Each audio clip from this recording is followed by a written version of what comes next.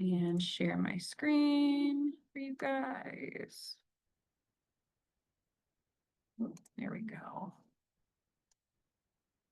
Sorry, everybody. Let me get it all up on here. All right. Okay. All right. Well, thank you again for being here for our topic for humane communities for this month, grief and animal welfare. You have myself, Ashley Ray, as well as Jennifer Rosen from our volunteer team. Kellen is also on this call with us. And we will be talking about grief, and it's going to be a little bit of a challenging topic. I know it's not the most pleasant thing, but it is a reality of the work that we do, whether you're a staff member or a volunteer or a member of our community. It affects all of us in very special ways too. So I just want to make sure that we have a chance to talk about that and make sure that you feel like you're understood, you're not alone in this. So we'll talk through a variety of different situations here. Sorry, I have some more people joining me here. All right. So our objectives for today is to talk about grief as it relates to animal welfare. So believe it or not, there are some very specific ways that grief affects us who work in this type of work. And we want to make sure that you are aware of those so that you have kind of something to put a name to a little bit when you're feeling a little bit out of place with the type of grief that you may be experiencing, how it affects us individuals as well as kind of as a whole. And I'm sure we won't cover all of that, but to our best of what we could talk about here today, how we can deal with it. So I don't want to just tell you that all these things might be wrong with you. I want to make sure that you know how you can turn around and handle it, and at least give you some tools to move forward with some of the challenges that we see in this type of work. And then how we can help others, because thankfully we have a huge group of staff and volunteers and people who care about these animals, and a lot of people that we can support and who can support us. So we want to just make sure that we give you the proper tools to do that as well. All right, so I included a quote in here because I know we always hear, when we lose our own pet or something, people give us cards with lots of quotes and cute things about rainbow bridges and things like that. But this is one that I think really sticks with me. What we once enjoyed and deeply loved, we can never lose. For all that we love deeply becomes a part of us. And this is from Helen Keller. And I appreciate this quote specifically because I don't think we ever really lose any of the animals that we work with and get close with. I don't think we ever really lose any of the volunteers that we get close with or staff members that we get close with. They all become a part of us and change the way that we work, even if we don't really recognize it. It changes the way that we see the world around us. They become a part of us and help us expand who we are. And it might hurt sometimes, but it really does help us. Okay. So, actually, I'm gonna go back for a second. If anybody wants to drop in the chat some ways that you've experienced grief, um, as related to working as a volunteer or as a staff member, if any of my staff member, Jen or Kellen want to drop in here as well. If you want to drop in the chat, just ways that you might have experienced grief while working with Michigan Humane. And I'll go ahead and give one that actually is a couple times. I've lost volunteers, and that's really difficult. And I'm not just meaning like they've stopped working with us. We've actually had volunteers pass. And as much as it hurts to have the animals situations happen, that's a really big one that weighs on us. And sometimes it's really unexpected. Sometimes we walk in to a work day and we're really excited to do a training or something, and then we get an email that says that one of our favorite volunteers passed away. And that can be really, really hard on how we adjust the rest of our day. If anybody else wants to, I know it's rough. I don't expect anyone to share this stuff, but if you would like to share anything, please feel free. Sue shared in the chat last December, she woke up one morning and her foster cat had died. It's really awful, Sue. I'm so sorry. Yeah. Even when they're sick, it does not make it easier. And sometimes it's unexpected too. Yeah, I mean, I think we think really easily about things that happen in the shelter, but that's an example of something that happens outside of the shelter that we might not always be thinking of too. And it can be just as difficult. I mean, there's so many things I could list here. Seeing a dog in kennel decline, especially when it's not obvious to other people, and hearing people be like, oh, look how cute and excited they are, but really it's like fear and frustration and really struggling with arousal. That's super hard. Um, it's also really hard when some surrenderers come in and they feel like they have been judged. Um, because they have to give up their pet, and really like they've gone above and beyond. And I've even heard stories from people like, oh, my vet made me feel bad because I couldn't afford a treatment, or cat not using the litter box who's done it for years and they've done tons of medical workups. It's clearly behavioral and there's nothing to do. And they feel guilty for coming and looking for support, to our organization because they're not sure how people are going to feel about that. I mean, losing volunteers, like you said, I can't tell you how incredibly painful that is. We developed some really, really close relationships with you guys, and it's amazing. We like get to meet all these really cool people in the world, and then to suddenly not have them there anymore or be around for so long that you just think they're always going to be there, and that's not true. Seeing staff struggle in the summertime when we are at capacity, and sometimes they have to deal with customers who are not very easy. I mean, again, the list could go on. I'm going to stop, but those are some of the really hard ones for me. Yeah, like Jen said, it could probably go on and on. I'm sure for you guys too, it could go on and on. And feel free to drop any of those if you think of them or if you end up wanting to share. We would love to hear from you guys, but I know it is a rough topic. So I'm going to talk about, I'm sure this is not an all-encompassing list, but here are some ways that this job specifically, and I will say job probably a few times because even for volunteers, even though you're volunteering, it is a job that you walk into every day. So some of the things that we experience, a loss of our own pet. All of us probably have had a pet at one point or another and have probably experienced this in some form. Loss of a shelter pet. So those are our pets, right? Even though they're at the shelter, they're still ours. And we definitely feel that grief when we lose them, just like we would a pet at home. Loss of a foster, like Sue said, you bond with those because they're in your home and you're caring for them really directly. And that can be a shock when you're not familiar with the illness that they might have that suddenly pops up or something, and suddenly things have changed.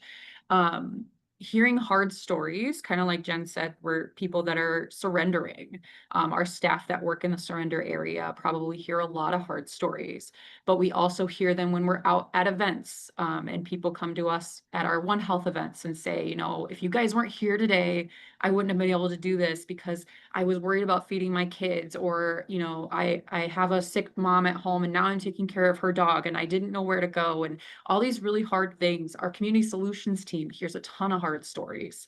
And not to say that no one else does, but there are different departments that definitely have a lot of this happening all the time. Seeing hard things again at the shelter, but also maybe at our events, things that are kind of out of our control, where we see injured animals showing up that we think need more care than we're able to offer today. Seeing hard things in the shelter, like Jen mentioned, dogs that are struggling, or cats that maybe are going through some illnesses and they haven't really been cleaned up yet and they just look miserable with their crusty eyes, or anything that might be happening with them.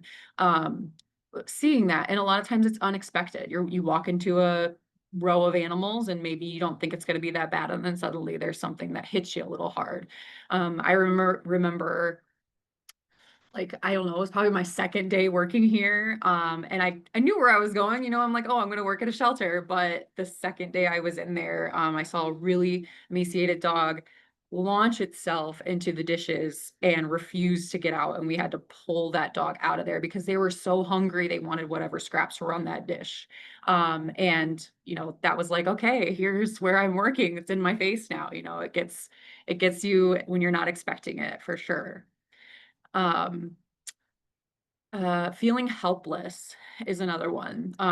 Just when a decision has to be made, or when you see a guest struggling with something and you feel like, what can we do? I can't do any more than I'm doing right now, but I want to do more. And feeling like you can't do enough. This also goes for I know a lot of us, I'll talk a little bit more about this later, but I know a lot of us are so into animal welfare that we also see it from other resources as well. And sometimes that helplessness becomes bigger and bigger the more content we're seeing on our Facebook pages or something and all these animals, and you realize, oh my gosh, there's so many animals outside of my shelter that I can't help even too. And I feel like I'm already not doing enough, and that can just weigh on you more and more. uh, Grief for our friends and our colleagues. So, like we mentioned, losing people, but also just knowing that they're going through hardships. Jen and I and Kellen, we see all sorts of stuff. We've had volunteers come in that needed surgeries, or there's things going on with their family. We get talked about that a lot, with us a lot. I'm sure volunteers, you guys build close relationships with each other, and you learn those things from your fellow volunteers as well, or from staff members that you're really close with, and you're just chatting and you find out something that's really hard. It's a big population of people, which means there's a big opportunity for a lot of hard things to be going on, and you might hear of them, and that can be really hard. Um, Grief for our customers, kind of touched on this already, but just, that we can't do more, or we want to do more, but there's just not enough right now, or we have to redirect them and hope that wherever we redirect them gets some help, which can be really difficult. Or just, they're crying over a situation. They came into our clinic and they're, really, really scared that their animal might not make it through something. That's really hard to take on. And then grief of changes. So I know that this maybe isn't one that's always at the front of our thinking, but if you've been here for a little while, you know that we go through a lot of changes in a shelter environment. We're always trying to improve or change practices that might help a certain department do better, or help the animals do better. Or, there's a lot of changes that happen because we're always trying to improve. And sometimes those changes are really hard because they change, your routine, or they change how things are being done with the animals. And maybe we haven't quite figured it out yet. And it's a little bit of a struggle at first, and it gets really hard and frustrating. Or we've closed buildings that we had close connections with. And that's a grief in itself, of just losing a place that you're familiar with, and maybe staff go along with that you were close to. Like I said, if you've been here for a while, you've probably experienced that. And that is a form of grief, and you're validated in feeling upset when that happens. You mentioned the losing a location, and I remember, man, finding out when we decided that we were going to stop sheltering animals at Rochester Hills. That it was so hard because I had started my career at Michigan Maine there and spent, you know, 7 years working at that facility. And then, I got used to it after I processed it, but then the last day crept up and remember seeing that, and oof, what a hard day. It was like hitting all over again and thinking about all the people that I knew there and all the wonderful experiences that we had there, all the hard times we had there together that we like picked each other up. I will never forget any of those people. They were all just a wonder, like you said, they're always with us. They're a wonderful part of my life and help shape who I am and how I continue to do the work here. So I'm very grateful for it. And that location will always have a special place in my heart. Yeah, I would like to briefly touch on location as well, because I know Rochester was really hard for people that was there for a long time, but one that got me, which is kind of crazy because I hadn't been here that long, but I used to be the volunteer coordinator at our Livingston location. And when that closed, that was really challenging because I never saw those volunteers again, except Barb, who's on this call. I get to see you.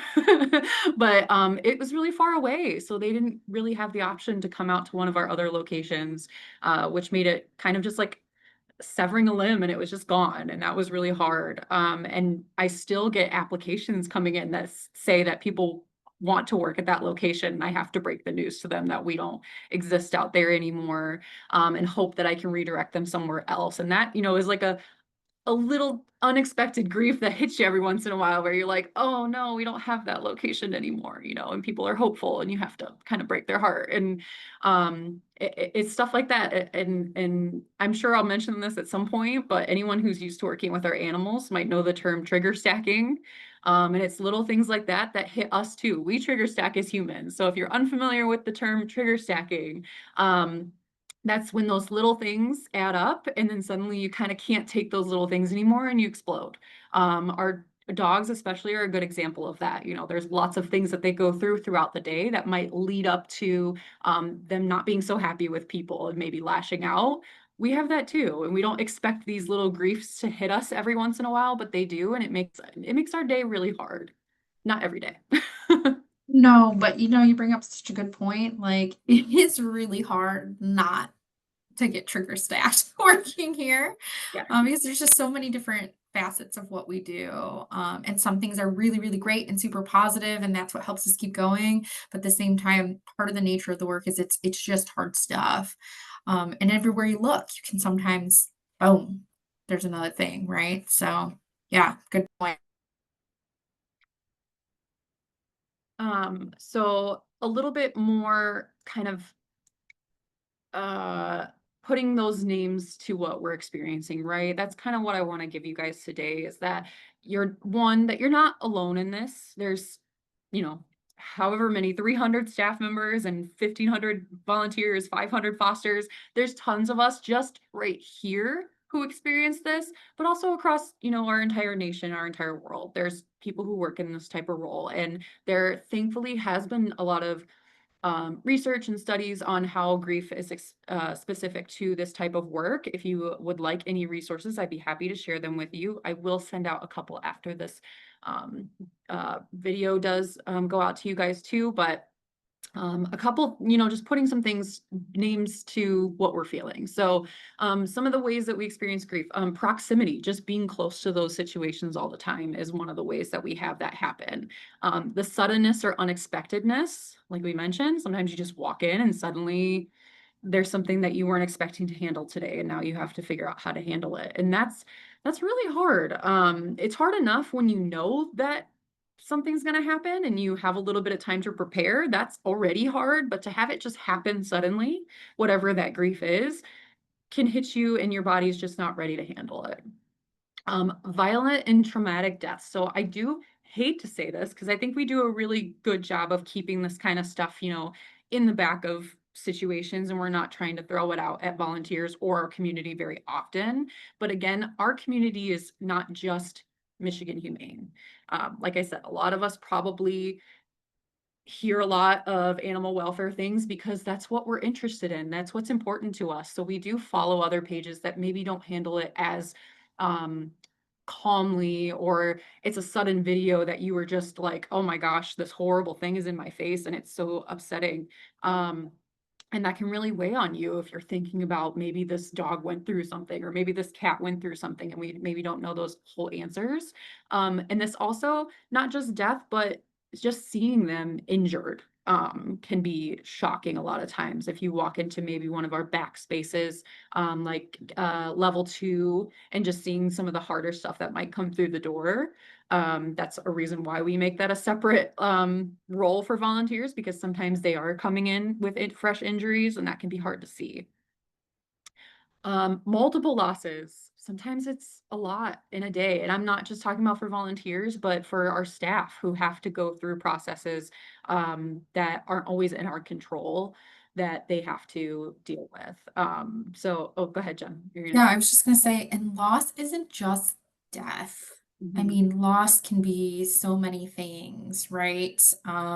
Didn't get to every single dog that you wanted to get to. Loss could be we didn't have a foster home placement. Loss could be we saw some surrenders. Loss could be we saw stray animals come in the building. Loss could be we had a call in today, so we're expecting more help and we didn't have it. So it can really mean so many different things. And like you said, that suddenness or unexpectedness, there's one thing I do know for certain working in this field, no day is the same. You are never going to stop learning. You're never going to stop getting confronted with new challenges. And I think that goes to volunteers too. I mean, yes, you have your spaces that you work on and that you are little experts in, but we never know when we're going to have a outbreak in the shelter, Pan-Luc or Parvo, and we might have to throw away laundry that we worked really hard on getting those donations in and things like that. So it's really, again, the traumas that we can experience, even though some are little, we're exposed to so many of them in this field of work. Mhm. And I'm so happy that you clarified that, Jen, because I actually meant to hash these with preventable deaths and situations, or ambiguous situations or stigmatized situations, because you're right, it's not all just death at all. Like there's way more than that. But the one that really sticks out to me here is the stigmatized situations that we could be dealing with. Um, Jen talked a little bit earlier about like our guests and how they're looked at with these situations. And yeah, we do it ourselves. We see something out in the community and we maybe think that something happened, but we don't maybe know the whole story. And that is a constant in animal welfare in general, of just people not having the whole story, maybe feeling like you're not doing, what you should be doing, or um, that your choices weren't what they should have been in any context, whether that's health of an animal, or deciding to euthanize, or deciding to surrender, or anything like that. It can really weigh on you to feel like, yeah, but I'm doing so much that feels right, but you're still telling me I'm doing wrong, and that is a horrible feeling. um I'll never forget, like, just coming to work here. People were like, "You're gonna go work for Machine Humane? Isn't that a shelter? Don't they blah, blah, blah?" And from what I had heard from, my interview with Jen and, like, walking around the shelter, I'm like, "What? It seems like they take really good care of their animals," but there was still this stigma that we were, gonna be doing these horrible things. So that weighing on you is a grief that you have to deal with in this type of, work. Jen, are we good with the chat? I see it's going off. I wanna make sure I don't miss Yeah, I anything. want to add something, and I was responding to Okay. that, but Stu added, loss to me is also when people leave animals outside the building. And yes, and that's even multifaceted and loaded in itself because we're sad that the animal is left outside. They could be scared, they could be unsafe. We've had boxes of kittens be left outside in the cold or in the heat, really not packaged well. We've had animals tied up on a rope outside before. So that is sad. Like, how could you be so cruel, right? Sad that maybe people didn't know that we weren't just going to walk out there and see them. I mean, we've had it where an animal has died before because they had been left out. It's not common, but it's happened.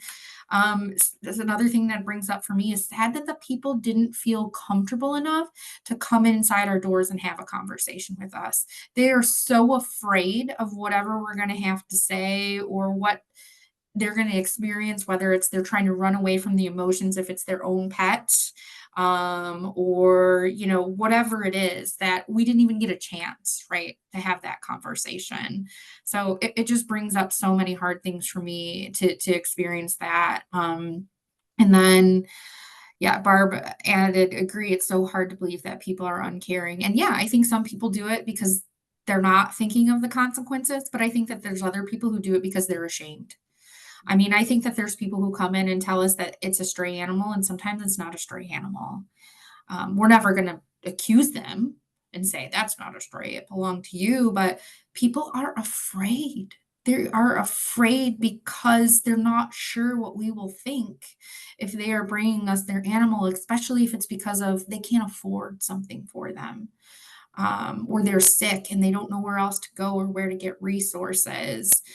Maybe it's a family member who passed away, their pet, and they don't have a place to keep it anymore, and they're scared that the shelter won't be able to take it. So there are some really good reasons sometimes people leave animals on our steps. And again, it makes me also sad that sometimes there's not enough resources and then we can't always say yes to everyone that's coming. So again, really loaded. All of these things are so loaded. There's so many different angles to look at it and feel sad about.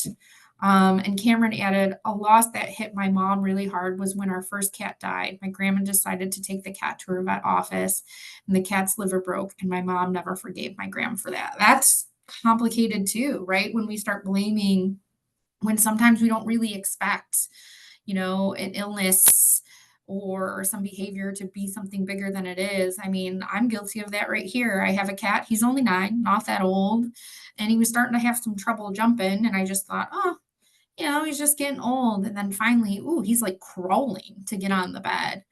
and we got him some injections for pain med for arthritis. Holy crap, after he got that first shot, he was running around like a kitten. He was in excruciating pain. And I remember when I was calling to schedule my appointment, I was like, oh, he's uncomfortable, but he's fine. He's not that bad. He's just getting old. While getting the pain med and seeing him with medicine versus without really opened up my eyes to see how severe that situation was. And I didn't know. And I consider myself to be more knowledgeable than most in the animal field. I know what pain and suffering looks like for animals. I've seen it for years, and I didn't know when my own cat needed something, to make him feel better, like immediately. So Yeah. Yeah. And I love that example, Jen, just like you owning that of like on its own is that like we don't always know. Like, yes, we can be really good experts, but we don't even know. So to expect general public to always know is a really heavy thing to put on people, especially if it's a first pet or a type of pet they haven't really had before or something. Like that's a lot of weight to put on somebody. And that's all we can do is try to help educate as best as possible so that those situations don't happen again. Um, and one of the things that I'll say on this kind of loadedness is one of the things that gets me, and I don't know if it's maybe because I work a lot of the One Health events and I work with the community a lot in my role, but it becomes a grief to like this snowball sometimes where it's, you're sad that someone has to surrender an animal, but then you think, oh, it's because they can't pay for their rent. Oh, because rent has become so high. And then all these things that are kind of like becoming issues that are way out of my control. But then I become sad because that's the world that we have to live in, or that's the world that these people have to live in. Like it just becomes this big snowball sometimes. And I have to reel myself in of like, how can I help right here, right now, and not be so upset about those things that are way off in the distance for me. Um, so the double-edged sword of working in animal welfare. So there's things that are really, really great about this work that we do, but can also kind of be our little bit of a detriment. And I want to just recognize those. So we get to build significant emotional connections with the animals. It is a great feeling when you have these animals that you walk in and you know really well, and you feel like I know exactly what they need today, and I'm going to make their day the best possible day. But that also can sometimes mean that we have these closer relationships that make these things harder when they don't have the best outcome, or they get adopted in return and then you feel really upset about that. That's a grief too. That it's a great thing and it's not a great thing at the same time. We can lean on each other and form those close bonds with staff volunteers in our community.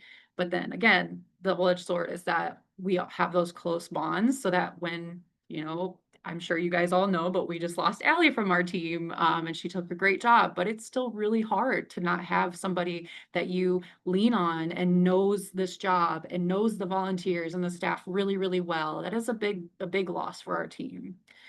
Um, and then the work doesn't stop. And as much as it feels like I can keep coming in and I get to keep doing this job and this is great and I love it, it also can lead to this feeling of I just need to do a little bit more, or I just need to come in a little bit more consistently and pushing ourselves to do more and more, which can be a detriment to us. And I'm going to talk about that here on the next slide. I feel like that's the most insidious one.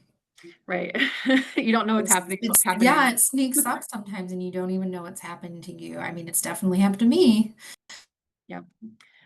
So let me again put some, oh, I thought I had one more slide here, but I guess we'll move. That's all right. So touching a little bit more on how this affects us. So like I said, there is a lot of research. There is a lot of very specific research to roles like ours. Specifically for like veterinarians and animal control workers, but also anybody who works in a caring field of some kind. So whether that's nursing, being a doctor, being a teacher, this whole kind of concept that we're going to talk about here happens to people in this type of role. So we've found that people in these roles have higher levels of anxiety, depression, psychological distress, and then unfortunately suicidal thoughts and suicidal attempts. And I won't get too much into that because I don't want to, talk on all the terrible, sad, triggering things, but I do want to make sure that you guys know that you are always heard by our team. If you ever need to talk to somebody, our volunteer team is here for that reason. Um, and it doesn't have to be to the extent of, a suicidal thought, but just anything that you're going through. We are here for you guys because we recognize that this happens. And like Jen said, it's happened to us. We've all probably gone through at one point or another these type of feelings that have affected us because of the work that we do or because other things in our life are exasperated by the work that we do. So you're not the only person floating out here feeling these type of things. We are understanding in that.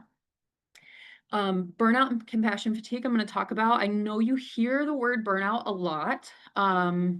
Just in general, like people are telling you to meditate more so you don't have burnout, or, Instagram is showing you ways to avoid burnout. And that's kind of a hot button word for a lot of people. But specifically to work like us, compassion fatigue is what you're going to hear our team talk about if you haven't before. And I have the definition here on the next slide, but that is what a lot of us experience because of the type of work that we do. Other ways that we can feel disconnected. If you've ever talked about a loss of a pet to somebody and they kind of just don't get it because they haven't worked in a shelter before, you can feel not validated by that. And that can also be a really heavy weight to take on of like, well, I guess I don't know why I shared that with you because now I feel like kind of silly about it.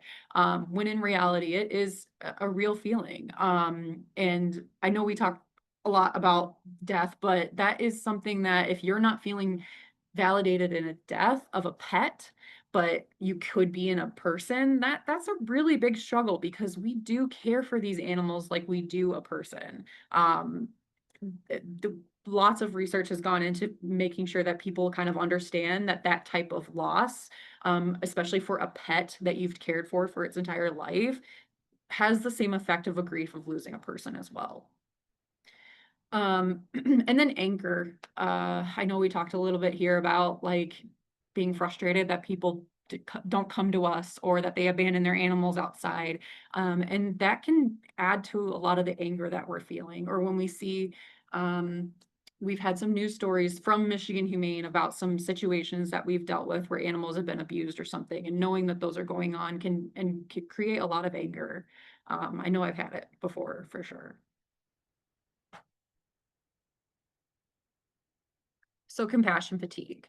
We have, I think, a presentation specifically about compassion fatigue. So if you'd like to know a little bit more about that, I can include that in our resources afterward. But to give you kind of a base knowledge of what this is and why we're going to say this term more often than burnout. It is the physical and mental exhaustion and emotional withdrawal that can result from caring for the sick, traumatized, or suffering individuals over an extended period of time. So that continually being exposed to hurt of the things that you're caring for weighs on you differently than just like burnout because you're overworking yourself. That is still something that we can experience, but compassion fatigue is its own sort of situation that is specific to this type of work. And did you want to add anything for compassion fatigue? Sorry, I just want Um, to, I know it's a no, big it's okay. I was word. just getting emotional. I'm shaking my head and I'm thinking, yeah, just yeah. Yeah. Yeah. And one of the things that I do want to touch on is that we use this term, we've used this term for various things, whether we're talking in a presentation or we're just talking out loud of being concerned that it's, hitting us or something like that.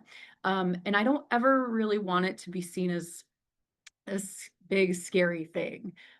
It doesn't feel great, but we understand it. Um, and I just don't want anyone to, if you think that you have compassion fatigue or you need to come talk to somebody about compassion fatigue and how you can work around it, we're never going to see that as a terrible negative thing. We understand that it's happened and it can happen at any time and it can happen unexpectedly, and that there are ways to work with it. So again, if you ever feel like, man, maybe this is what I guess I'm going to share a little bit of a story that I might have told some volunteers. So you might have heard this, but I was a teacher before this. If anybody didn't know that, I was a teacher during the pandemic. in classroom for more hours a day than I should have. And I experienced compassion fatigue a lot toward the end of that. And that's actually what made me leave, was that seeing all of these hardships of the families that I worked with, my kids who needed care that they couldn't get care, my kids with special needs that couldn't get special needs support. They didn't understand all of these things that were happening around them with wearing masks, and why they couldn't sit with their friends, and why they couldn't do anything that they thought they could do as a kid, and not getting support from my job, and like myself was wearing out, and it started to become this issue where I hated going to work even though I loved my kids, because it was so exhausting to me and it was so hard to see that all the time. And that's compassion fatigue. That's me kind of developing a little bit of a resentment and horrible feeling towards something that should make me feel good, because I've had it hurt me too much by taking on the weight of my kids and of their parents. Um, and the same thing happens here. You get so exhausted by it that it kind of just doesn't feel happy anymore. You feel disconnected from the work in a weird way. And that's where you have to take the time to step back and recognize it in yourself so you can start fixing it. Yeah, and I think that the more you care, like the more passionate you are, the easier it is to like feel this or slip into it because you care so much that the things that you see that are hard, you're frustrated because you personally sometimes can't change the outcome, right? And you keep being exposed to it over and over again. So you start feeling helpless. Yeah. And then you're afraid. You're afraid to go to the place where you're feeling the exhaustion from continuing to go to something that you feel like you cannot change. And that's why I think it creeps in, is because sometimes it feels like no matter how hard we work in this field, we're still going to have surrender. We're still going to have euthanasia. We're still going to have kennel decline. We're still going to have, the list can go on and on. Not enough workers to do the work that we need to do sometimes. Not enough volunteers to fill the volunteer slot. So when you start thinking about, like you said, the snowball, it always goes. So we probably, people on this call and other people who'll be tuning in to listen, are the most susceptible to this because we care and we care a lot. And so, Ashley, I love what you said, that it's not something to be like, oh God, it happened to me, embarrassed. Like, it just means you care a lot. And you have a big heart, and you probably need someone to help you just process the things that you're seeing and feeling, and making helping you get a different perspective about it. Because no one can change the world by themselves, but together, we make these incremental changes that make a difference. So anyways, I'm gonna stop talking. Like, I know we could go on this topic forever, because this is a very important topic, I think, to our whole team, because we have to work through it and we work through it together. So the other term that I want you guys to recognize is disenfranchised I couldn't say it earlier, I can't say it again. Disenfranchised grief.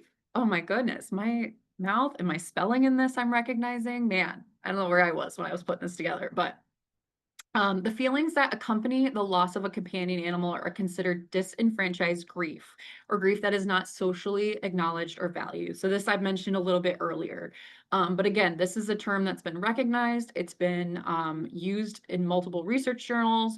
It is something that exists, and I want you to feel like what I'm feeling is not crazy. When somebody doesn't understand the feeling of losing, or not, I don't want to say just losing them, just anything that is involved with a grief here.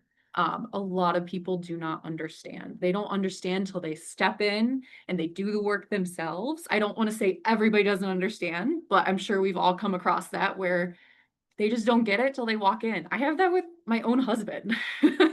Like, he doesn't really know what happens when I go to work. And so when I come home and I'm really upset because something happened, he doesn't have those pieces. He doesn't know that behavior tried everything. He doesn't know that medical tried everything. He doesn't know how long it takes. He's not meaning anything by it, but it can make you feel like, oh, this person that I want to talk to about this doesn't really get what I'm saying and doesn't know how to validate me correctly. And again, that's why we're here, because we're here doing this with you. We understand this as well. We also have experienced this type of grief. So we want to be able to be available to you guys so that you feel validated in how you feel. Okay. So, Jen, are we good with the chat? I saw some stuff, so I just want to make sure I'm not skipping people. Let's see here. Compassion fatigue is also called the cost of caring. Thank you, Mhm. Maggie. And then Maggie also added, one of my first nursing instructors told me about the serenity prayer. Anyone in a caring role sees so much suffering. Grant me the serenity to accept the things I cannot change, courage to change the things I can, and wisdom to know the difference. That's really beautiful. Yeah, that's really great. Thank you for that. Um, so I'm going to shift a little bit here to talk about some ways that we can kind of help counteract this feeling that we have. So I don't want to just tell you that these things are horrible and you have to deal with them. I want to give you some things to kind of keep in mind for yourself, but also people that you work with, as well as our community members. So being mindful is a huge part of this. And the more that each of us are mindful about how we're feeling, the better it'll help everyone around us. So, recognizing that what you say can affect other people. Um, it may be really easy to come in and just assume that, everyone knows the situation that's going on. Everyone maybe knows that that animal got returned, or everyone knows that that animal went through a rough surgery and didn't make it.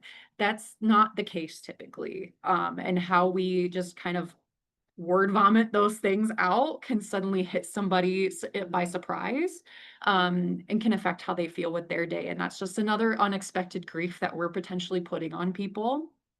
So that's why you wouldn't catch, one of our team members just walking up to a volunteer and saying, "Did you hear what happened to the dog back there?"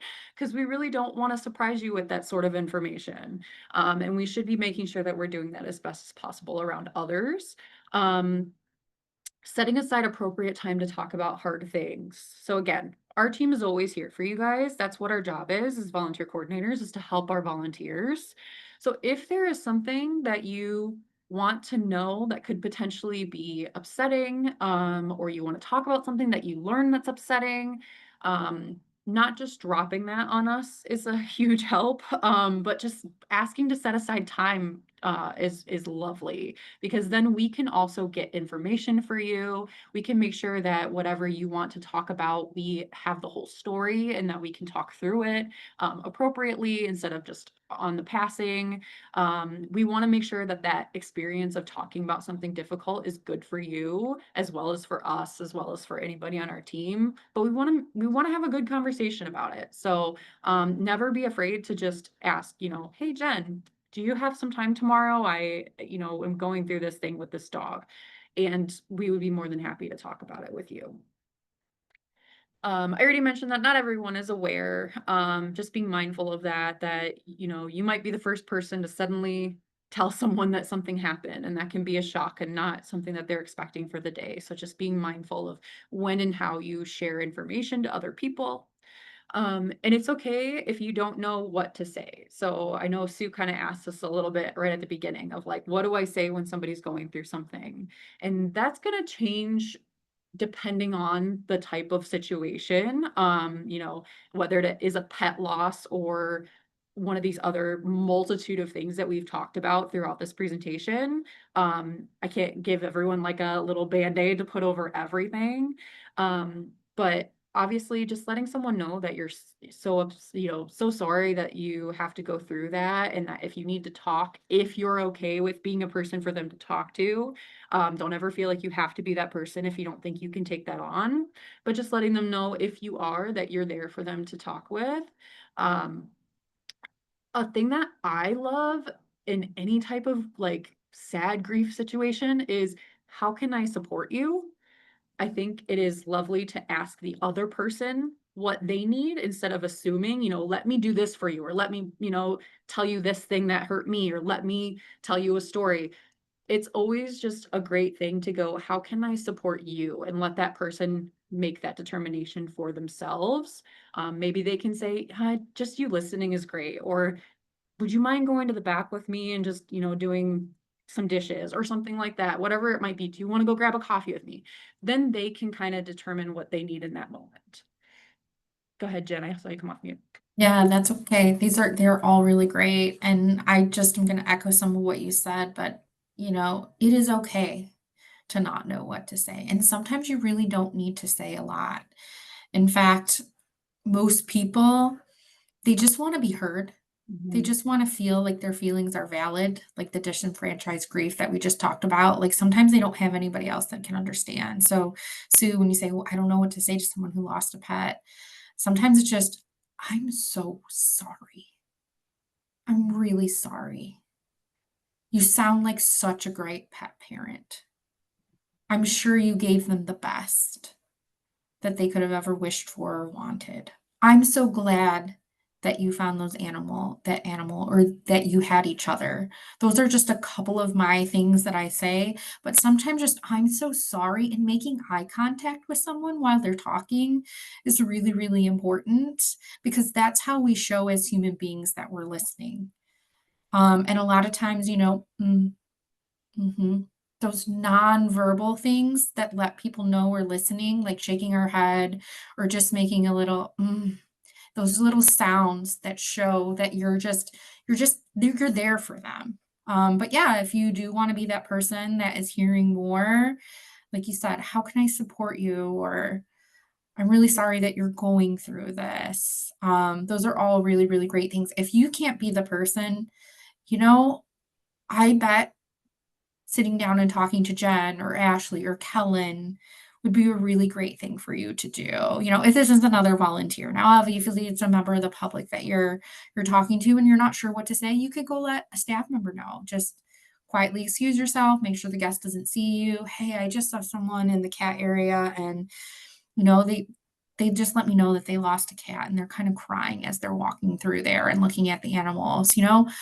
A staff member could grab a manager, or a staff member that's really skilled in customer service can go in there. Like, that's part of the skills that we learn in working in this field, is how to be there to support people. I hear sometimes people say, like, oh man, we're like little mini therapists. Not saying we are therapists, but we do a lot of helping hold space for other people's feelings and emotions, and letting them know that it's a safe place and it's okay, again, to feel these really, really strong feelings, and just know that they're not alone. So listening is so, so powerful sometimes. So I think those were all really great suggestions, Ashley, and hopefully, Sue, that gives you a few. And if anybody else has suggestions about how they might say, to someone who's lost a pet, or someone that's maybe even really struggling with the euthanasia of an animal here at the shelter, like that hits hard too. We get really, really close with these animals because they're in care with us for a lot longer time than they used to be years prior. I mean, this is kind of a new phenomenon, believe it or not, that staff and volunteers get as close to the animals as they do, just because we're saving so many more lives because of the treatments that we can do health wise, and now behavior support that we can give animals. But along with those blessings comes challenges too. The longer animals stay in care, the more likely they are to mentally decline. So yeah, so we supporting each other, setting aside time when we can actually have conversations. We don't want to just catch someone on the adoption floor. That's really not a appropriate place to have that conversation, because we don't know who's around us. What if there are guests? What if there are other volunteers that maybe don't want to know? Believe it or not, there are some people, staff and volunteers and fosters included, they don't want to know an outcome of an animal. That is grief they are choosing not to feel, and they are allowed to do that in this field because that is what keeps them healthy enough mentally that they get to keep coming back and doing it. They are just looking right in front of them. Like Ashley said earlier, we're doing what we can for the animals that we can. And sometimes I can't think of every single animal all the time because that's overwhelming to them. I will admit, I am a person that I like to choose to believe that once an animal is gone from care, great things happen to them. I'm not trying to be, you know, ignorant in fact, like, I'm just gonna pretend everything's great daisies, not like that, but I only have so much mental capacity. So once they leave, I make space for the new animals or the new people. Because again, mostly what I do now is support people who support animals. So I make space for the new people that need me. Because if I am worried about somebody who's moved on and I can no longer help, I don't have enough emotional energy or time and space to support those who are still counting on me that are right there in front of me. So that's just an example, and I wanted to share that. Love that. Okay, I'm gonna make sure we're still good on time. I don't have to rush, so if anybody does want to stay on while we finish this up, I'm more than happy to. I know we're getting close to the end here, but so how can we support ourselves? So allow yourself to grieve. It's okay. That's a normal human behavior that we should be feeling, especially when it comes to this much grief that we can be surrounded by. And don't rush the process for yourself. There is no timeline to get over anything. You don't have to like, oh my gosh, it's been a week. Like, why am I still upset over this dog? Or, anything that's going on with you. Like I said, those things stay with us. They become a part of us and they stay with us. Um, I'm a person who I just get hit out of the blue with feelings. Like I might not cry in the moment when someone tells me something horrible, but then like 2 weeks later, it just like finally hits me and I like break down and cry. There is no timeline for where grief should happen or when or how. So don't put that pressure on yourself. Be patient and kind with yourself. Maybe your head's just not in it and you're not doing your best work that day. And maybe you're like, you know what? I actually need to go home. This is hurting me to be here. I still have an hour left, but I think I need to go home. That's okay. You can totally do that. Take that time that you need.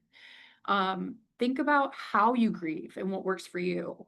So this is something nice to do when you're not actively grieving, because you can have a clearer mind. But just taking a moment, after this training or this not training, but after this virtual, like taking a moment to go like the last time I grieved, like what did I do? How did I handle it? When did I cry? Take a minute and think about how it does affect you so that when that might happen in the future, you have a better understanding of yourself and what you need in that moment. Like I just mentioned, I know I'm a late realizer. I know that about myself. I used to beat myself up over it because I was like, oh my gosh, they just got news and they're breaking down crying right in this moment. And I feel like I don't feel anything. It's so weird. What's wrong with me? And then I realized that that's who I am. And that's just how my body works, it's how my brain works. It's fine. And so now I know, hey, I'm starting to feel weird 2 weeks later. I should probably take a break because I think I'm going to kind of be more upset over this than I thought I was. And just knowing yourself and how you grieve can be a huge help. Allowing yourself to cry, even if it happens here, we have plenty of spaces that you can take yourself, bathroom, break room, outside, that you can just have a moment to cry. And sometimes you might be sitting with a dog, and that is even a better feeling is to cry with a dog who wants your attention or a cat that wants your attention. It's kind of a great place to do it. You might have a staff member come up and make sure you're okay, which we should. And if we're open to the public, we might ask you to move just so that you're not concerning people too much. But we want you to feel your feelings. It is okay to cry. Don't feel like you have to push those in and just put a smile on your face and be here, super happy all the time because we know that that's not healthy. Um, Talk to other people. Like we mentioned, we're always available for you. We are more than happy to talk with you. It is not fun, but it is necessary. So please feel free to talk to us. And remember the good stuff. There's a lot of good stuff that happens here. It's so hard to see it when things are happening all at once. But there really are wonderful, amazing outcomes happening every day. We have hundreds of adoptions every week. We've helped so many people since we've started working more and more with the community. I know that our team tries really hard to put those positives in the newsletter. So taking a look at the newsletter and just reminding yourself that these good things are happening can be really helpful. Just try to give yourself the ability to think of those other things and not weigh yourself down with all of the negative all the time.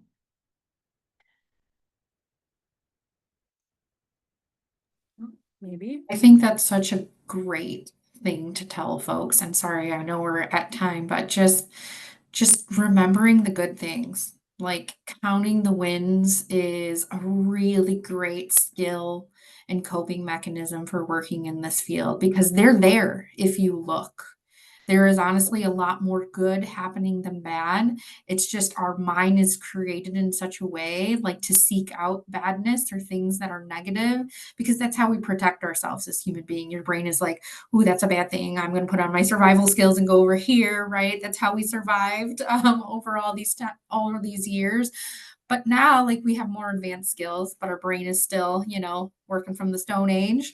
Mhm. Um, but just remembering to look or think about the positives. Like, it's an active choice to see the good in something or think about a different perspective. If we can do that, that keeps us going, it keeps us strong. It's work, but when you do that, you stay healthy. You keep coming back for more.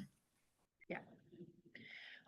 How we can support each other. So I'm going to try my best to kind of encompass everybody, staff, volunteers, fosters, community, all of it. When I'm talking about these things, I'm talking about everybody. Bringing your best self whenever possible. So I don't expect everyone to put on the biggest, fakest smile when you're not feeling great. I know that that is really hard to do. But just making sure that if you have really negative feelings, about whatever, whether that's in the shelter, out of the shelter, that you're kind of checking those at the door when you come in, regardless of the day that you're here. Because, and I'm not just talking about, you can't be upset about something that's happening in the shelter. I'm talking about whatever is making your mood feel not great for the day. Because if someone else is going through a hardship and you're kind of lashing out or you're kind of short with people or something like that because of something else you're feeling, that's not helping their situation. So being aware of that when we come into the work day, and the volunteer day and the foster day or whatever your day is, just being aware of yourself. Reminding each other why we're here and those common goals, like it can be really hard. It can feel like we want to give up, but just being like, yeah, but you helped, but you did this the other day, or I saw you do this, and reminding people of these wonderful things that they have had, because especially for maybe, staff that what's an example of staff that couldn't help someone who came in for surrender? They might kick themselves over that, even though that's not their fault, and maybe need those little bit reminders of like, yeah, but you did so great when you talked to them, or you really made them feel really happy that they were making the right decision, or something like that can go a long way. And that's why we're here in general. Speaking up if you see something. I have a quick story that I will never forget. I had a volunteer who saw a staff member having a really, really hard time. She wasn't doing anything crazy. She was just kind of like had that aura of not feeling really good about things and was pretty upset. And that volunteer came and talked to me and they said, "Hey, I'm worried about this staff member. She seems like she's really upset today." And I ended up talking to our director, and the director sent her home so that she could deal with the sadness that she had that day. If that volunteer hadn't spoken up, none of us maybe would have known that that happened and that she needed a break. And that was really, really helpful. So letting someone on our team know that you're concerned about someone else can go a really long way in helping that person. Um, Acknowledging things, just knowing that like I know that you're upset, or I've noticed that you're kind of having a hard day. Do you need anything? Can be a really, really helpful tool. Being a listener, if you have the capacity, I want to say that 100 times. Like, don't feel like you have to take someone else's weight if you can't. But like Jen mentioned earlier, saying, you can go talk to Ashley if you need something. I'm sure she'd be happy to listen. Being that person can be really helpful. And again, not being afraid to talk to us. We are here for that reason. Okay, so the last thing, and this will be included, so you guys don't have to have this, but it'll be included in the email that I send out after this. But resources that are available to anyone. So I would like you to have these because not only for yourself, but if you come across someone like we were mentioning earlier, I don't know what to say or I don't know how to help. These are resources that you can give people and you can check out on your own and kind of know like, no, I really liked that website or I really liked these people that I called. Why don't you do it too? It can be really helpful. So I'll make sure that these are on there. These are also what we give to our guests. that come to us for surrender and for euthanasia appointments. So these have been like vetted through us and we know, what they offer. And there's local ones and national ones on here. So for anybody, even if they don't live here, you can offer this up to them. So, okay. And then I think that's it. So I do want to make sure we got everybody's stuff in the chat. And then if there's, I'm going to come off of sharing my screen here so I You can did see everybody. pretty good. I have to be honest, I was doing a lot of making conversation in the chat, so That's but okay. I just Barb answering questions. Barb shared that after my last cat passed several years ago at 17, I said the Rainbow Bridge poem every day for several days because I couldn't imagine not seeing them again. Um, it took many years for my husband and I before we decided to adopt again. So happy we adopted two bonded 1-year-old cats from Michigan Humane in April. They can never replace our other cats, but they are so fun and bring back the joy. They help us remember it's okay to take your time. Everyone is different. She got 4 loves for that. You guys are so interactive in the chat. I love it. Cameron shared, I'm kind of going through that with a volunteer who lost her beloved cats. I just let her talk about it to me and I just listen and I can tell she really does appreciate it. More loves there. Um, Cameron also shared, I found a poem about grief, and one of the lines is, if you don't know me, please don't tell me how long I have to grieve. I wrote, crying is okay. Ashley said that too. Like, it's weird if we don't feel sad or upset about some of the things that we see here. We're human beings, it's normal. Crying is a great way to get out and process emotions. I wrote, after I cry, I often feel better. Just like I feel better afterwards. Or talking out my feelings with someone. Often I don't need them to really say anything or fix anything. It's just being heard, getting it out. And then once I tell someone and they're like, I understand how that can be frustrating. That's it. That's really all I need. And then I can move on from that. So I think um, that is everything in the chat. Kristen did share that the suicide hotline Mhm. number. If anyone, needed it, please share that as a resource. So that's in there. It's 988, the Suicide and Crisis Lifeline. So that can maybe be added to our list of resources, Ashley. But yeah, I really appreciate everyone in the chat. And please, if there's anybody who wants to come off and share anything else or any other things that you guys do to help you get through, because it's tough. And I mean, I think if we all say it's all daisies and roses, either we're not close enough to the work, which is okay, because sometimes you do need that healthy distance, or maybe you just haven't experienced it yet. Yeah, go ahead. I know that we are a little over time, but I am not in a rush to leave anywhere. Jen, if you need to leave, you're more than welcome to. But if anyone does want to stay and share anything, I am here for you. If not, you don't have to. That's okay. Just want to make sure that you know it's available. I'm going to go ahead and stop my recording though before that.